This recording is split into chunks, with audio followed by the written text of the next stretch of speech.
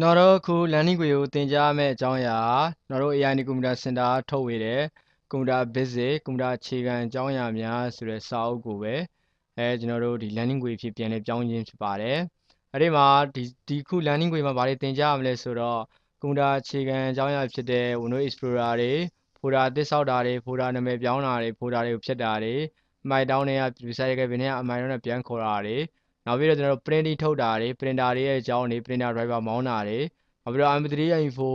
software ပြောင်းတာတွေနောက်ပြီးတော့ Neo နဲ့ခွေကူးတာတွေနောက်တော့ multimedia ဆိုတဲ့ DVD စကားတွေကြည့်တာတွေ DVD စကားတွေကကိုလိုချင်တဲ့အစိပ်ပိုင်းတွေကိုဖြတ်တောက်ယူတာတွေကိုလိုချင်တဲ့ရုပ်တွေကိုဓာတ်ပုံရိုက်တာတွေပေါ့နော်အဲ့ဒါတွေနောက်ပြီးတော့ဒီ MP3 M4 ဖုန်းတွေကိုဒီ data တွေကူးထည့်တာတွေအားလုံးကိုသင်ယူရပါမယ်နော်ကျွန်တော်တို့ဒီကွန်ပျူတာအခြေခံဆိုတာဘယ်သူမှဆိုကွန်ပျူတာစပြီးတင်ဒီကွန်ပျူတာ basic ကစတာအကောင်းဆုံးပါပဲကျွန်တော်တို့ AI နဲ့ကွန်ပျူတာဆိုဘယ်လိုပုံစံလေးလုပ်ထားလဲဆိုတော့ကျောင်းသားတွေကဒီနေ့ AI နဲ့ကွန်ပျူတာကိုကွန်ပျူတာ basic စတင်တယ်ဆိုရင်ကျွန်တော်တို့ရင်သုံးသူကိုဘာတွေရှင်းပြလဲဆိုတော့ကွန်ပျူတာရဲ့ hardware တွေ software တွေအကြောင်းအကြမ်းမြင်ရှင်းကြပါတယ်ဥပမာကျွန်တော်တို့သူ့ကိုဒါကတော့ monitor လို့ခေါ်တယ်ဒါကတော့ keyboard လို့ခေါ်တယ်ဒီဘက်ကလေးကို mouse လို့ခေါ်တယ် mouse လို့ခေါ်တယ်ဒါတွေကို system unit လို့ခေါ်တယ်အဲ့လိုတွေရှင်းပြရတယ်ဒါ hardware တွေအကြောင်းကွန်ပျူတာဆိုတာပိုင်းလိုက်နှစ်ပိုင်းရှိတယ် hardware ဆိုတဲ့အပိုင်းရယ် software ဆိုတဲ့အပိုင်းရယ်software ဆိုတဲ့အပိုင်းမှာစာရေးစာရိုက် software တွေရှိတယ်ဘို့လိုပြောမယ်ဆိုရင် web processing software ပေါ့နောက်ပြီးတော့စင်းစရာ software တွေရှိတယ် spreadsheet software ပေါ့နောက်တော့ PowerPoint လိုမျိုး presentation software ပေါ့နောက်တော့ game ပေါ့နောက် graphic design software ပေါ့အဲ့လိုမျိုး software တွေကိုခွဲပြပါတယ်ကျောင်းသားကွန်ပျူတာခုမဲ့စတင်တယ်ကွန်ပျူတာ hardware နဲ့ software ကိုတော့꿰နေရမှာဥပမာလူမျိုးစင်ရုပ်နဲ့နံပေါ့နော်လူဆိုတဲ့ဒီလက်တွေခြေတွေခေါင်းတွေဒါတွေကရုပ်တွေပေါ့နော်ကျွန်တော်တို့ရင်ထဲမှာရှိတဲ့ခံစားမှုတွေမေတ္တာတွေမနာလိုမှုတွေတဝင်တူမှုတွေအောင်မြင်ခြင်းတွေဆိုတာကတော့နံတွေပေါ့အဲ့လိုပဲကွန်ပျူတာထဲမှာထည့်သွင်းထားတဲ့ software တွေအရာတွေက software တွေဆိုပြီးတော့꿰ပြားသင်ပေးပါတယ်အဲ့ဒါပြီးရင်ကျွန်တော်တို့အဲ့ဒီစတက်တဲ့နေ့မှာပဲနိုင်ဝက်လောက်ပဲဒီ introduction ပြောပြီးရင်ကွန်ပျူတာနဲ့ပတ်သက်တဲ့နေတန်းစကားတွေပြောပြီးရင်ကျွန်တော် main background teaching typing နဲ့ကျွန်တော်လက်ကွက်သင်ပေးပါတယ်ခုဗီဒီယိုကွင်းမှာလည်းလက်ကွက်လေ့ကျင့်ပုံလေ့ကျင့်တွေကိုအင်္ဂလိပ်လိုဘယ်လိုရရမလဲညီမလိုဘယ်လိုရရမလဲနှစ်မျိုးလုံးကိုကျွန်တော်စစနာရှင်းပြထားပါတယ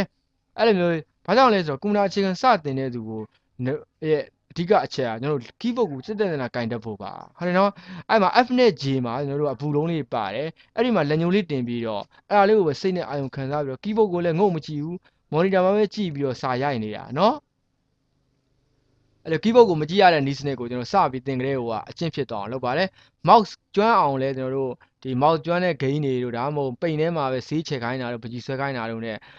ဒီ mouse ကျွမ်းကျင်အောင်သင်ပေးပါတယ်ကျွန်တော်တို့ keyboard ကိုကျွန်တော်တို့စပြီးဘယ်လိုလေ့ကျင့်ရင် keyboard ဟာတကယ်မှန်ကန်ရိုက်မယ်ဆိုရင်10မိနစ်ကို4လုံးနဲ့5လုံးပေါ့နော်10မိနစ်ကမှ10မိနစ်မှာအဲ့ဒါနည်းမြန်လာပြီဆိုရင်ကျွန်တော်10လုံးကျော်လာတယ်2ရက်3ရက်လောက်လေ့ကျင့်လိုက်ရင်10လုံးကျော်လာတယ်10လုံးကျော်လာပြီဆိုမှကျွန်တော်တို့ Microsoft Word ကိုစပြီးသင်ပေးပါတယ်ဟုတ်တယ်နော်Microsoft မှာစာရေးတဲ့ Microsoft မှာကျွန်တော်တို့ဒီစာတစောင်ရဲ့လုံးဆောင်ချက်တွေအားလုံးလုပ်တတ်ပြီဆိုမှ Excel သင်ပါတယ် Excel ပြီးရင်ကျွန်တော်တို့ presentation လုပ်တဲ့ PowerPoint တွေသင်ပါတယ် PowerPoint သိရင်ကျွန်တော် Microsoft Paint နဲ့ပကြီးဆွဲတာလေးတွေကိုသင်ပေးပါတယ်အဲ့ဒါပြီးရင်ကျွန်တော် Windows Explorer ကိုသင်ပေးတယ် Windows Explorer မှာ folder တွေစောက်တာ file တွေစောက်တာလေးသင်ပေးတယ်အဲ့ဒါပြီးရင်ကျွန်တော်တို့ဒီ multimedia ပေါ့နော်တချင်းဖွင့်တာလေး MP3 ကိုပြောင်းတာလေးတွေ format ချတာလေးတွေအဲ့ဒါလေးတွေသင်ပေးပါတယ်အဲ့ဒါပြီးကျွန်တော်တို့ဒီ internet email ပေါ့နော် internet email ကိုလည်းဒီ computer visit ထဲမှာပဲကျွန်တော်တို့မိတ်ဆက်ပေးထားပါတယ် okay အားစင်ကျွန်တော်တို့အခုကျွန်တော်ဒီ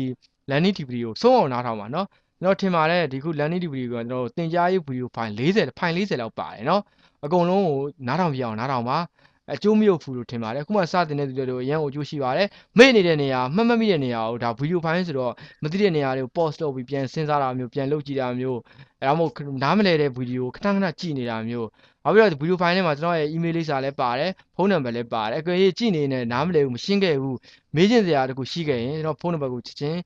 လှမ်းဆက်လို့ရတယ်09 40253068ပေါ့နော်39 4325 339 684အဲ့ဒီနံပါတ်ကိုဖုန်းဆက်လိုက်ရင်အဲ့ဒါရပါတယ်ကျွန်တော်ဖြည့်ပေးပါမယ်โอเคနော်အဲ့တော့ဒီဗီဒီယိုဖိုင်လေးကိုအစားဆုံးနားထောင်ပြအောင်နားထောင်ပါလို့နောက်ထပ်လည်းဆက်ထွက်လာမယ်စာရေးစာရိုက် software တွေဓပုံပြင်တဲ့ learning ခွေတွေဗီဒီယိုတိကျတဲ့ learning ခွေတွေ network ချိတ်ဆက်တဲ့ learning ခွေတွေအားလုံးကိုလည်းဆက်လက်ဝယ်ယူအားပေးပြီးတော့နားထောင်ပါလို့ကျွန်တော်တို့ဒီ AI ကွန်ပျူတာကနေကျွန်တော်လူငယ်တွေကိုအမြန်ဆုံးကွန်ပျူတာပညာရပ်တွေကိုသိအောင်လို့မိခင်ဘာသာစကားနဲ့ပို့ချတဲ့ခွေတွေကိုကျွန်တော်တို့ စီစဉ်နေတာပဲခုနတင်တဲ့တစ်စုံစာကျွန်တော်တို့ခွေထုတ်မယ်လို့ကျွန်တော်တို့စီစဉ်ထားပါတယ်နောက်ပိုင်း programming တွေရော web တွေရောအားလုံးဒီ learning ခွေတွေထွက်လာမှာပါAI ကွန်ပျူတာနဲ့လည်းအဆက်မပြတ်ဖြစ်အောင်ဖုန်းဆက်ပါအောင် Gmail email လေးပို့ပါအောင် okay နော်